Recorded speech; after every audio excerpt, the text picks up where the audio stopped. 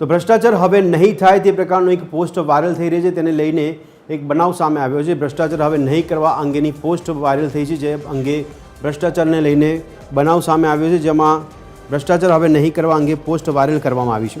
Telegram ગ્રુપમાં મૂકવામાં આવી હતી ભ્રષ્ટાચાર અંગેની પોસ્ટ। ત્યારે રિમૂવ ફિક્સ પે ગ્રુપના કન્વીનર ભારતેન્દ્રુ રાજગોરનું નિવેદન છે, સરકારને જાગૃત કરવા માટેની લડતને આવડા માર્ગે લઈ જવાનો પ્રયાસ છે। સરકારે જે પગલાં લેવા હોય છે તે લે। કન્વીનર ભારતેન્દ્રુ રાજગોર દ્વારા નિવેદન આપવામાં આવ્યું હતું। ભ્રષ્ટાચાર સામેની ઝીરો ટોલરન્સ નીતિનું અમે સમર્થન કરી રહ્યા છીએ તેવી પોસ્ટ વાયરલ થઈ હતી। ગ્રુપ છે એ ટેલિગ્રામનું ગ્રુપ છે।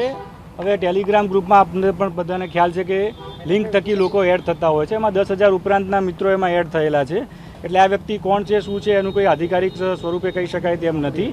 પણ જો જોઈએ તો એવું લાગે છે કે 2-3 દિવસથી જે સોશિયલ મીડિયા થકી ટ્વિટર આંદોલન થયું એમાં જે સરકારને આ વિષયમાં જરાક જાગૃત કરી શકાય એ તબક્કે પહોંચ્યા, ત્યારે કોઈક ત્રાહિત વ્યક્તિઓ આ જે લડત છે લડતને ગેરમાર્ગે કે ઊંધા રસ્તે લઈ જવા માટેની કોઈક વાત કરતા હોય તેવું આ પરથી જણાઈ આવે છે।